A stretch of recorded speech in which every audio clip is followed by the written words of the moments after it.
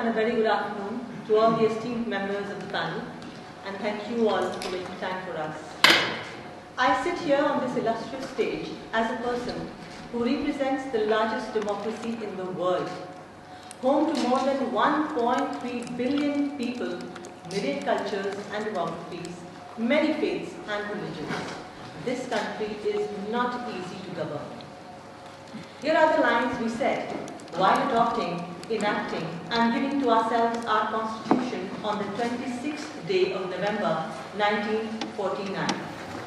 We, the people of India, having solemnly resolved to constitute India into a sovereign, socialist, secular, democratic republic, and to secure to all its citizens justice, liberty, equality, and fraternity.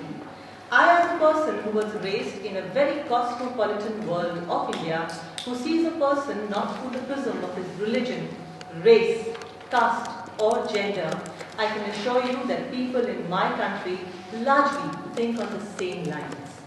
I come from the land of Mahatma Gandhi, the man who has taught the whole of this world how patience, courage, fearlessness, and goal-oriented efforts can move mountains. And he famously said, peace is not the absence of conflict, but the ability to cope with it. Yes, there are conflicts. There will always be, in every part of the world, as there are in India. But we are coping with them with unity and dignity. I hope the world understands that the word religion as a human identity is slowly losing its significance.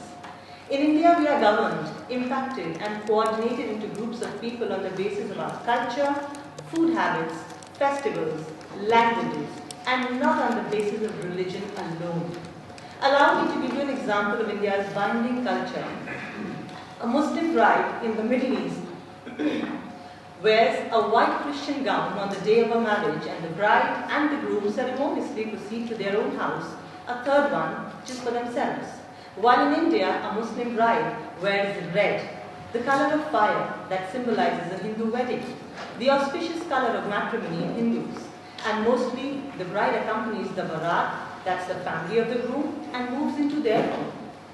Ladies and gentlemen, our popular culture, traditions, and beliefs, whatever you may call them, are orchestrated not by the uniformity of religion, but by the plurality of our culture in India. I have traveled to many Muslim-majority countries like Saudi Arabia, Turkey, Dubai, Malaysia, but my experience as a citizen of India surpasses all. Article 15 of our Constitution states that no citizen of India shall be discriminated on the basis of religion, race, caste, sex, or place of birth. In my career spanning 16 years in films, television, and news, I can bear the testimony of all of the above fundamental rights as granted to me. India is a place where women from all backgrounds are thriving. It's a fertile ground for the dreams to flourish. Each one of us has had terrific opportunities, and we have taken them with both hands. From Fatima Sheikh and Savitri Bhai Phule, who took on to themselves the mammoth responsibility of imparting knowledge to the poorest children in the social strata, to lakhs of Muslim women who continue to make a space for themselves in the field of science, education, technology, media, and businesses. It's our Constitution that's paving the path for all of us, along with our own simple will. Allow me to be the voice of many people who represent the Indian Muslims. Though I firmly believe that we are not Hindus and Muslims and Sikhs and Christians and Parsis in the 21st century. Rather, we as Indians are simply curious, hardworking, constantly struggling people with Hindu-sounding names and Muslim-sounding names and Sikh-sounding names and Christian-sounding names. Because had everyone been following their religion earnestly, believe me, wouldn't there be practically no tussle and no conflict on the face of earth? Also, how does one's religion that he or she was born in be the face of his identity in this modern world, I ask? In the recent times, there has been much discussion on Citizenship Amendment Act that has been passed in both the houses in Indian Parliament. The Indian government has assured time and again that in undivided India that was fighting together for freedom. Once the freedom was handed over to us, people got bifurcated by borders. Pakistan, Bangladesh, Afghanistan follows a certain religion.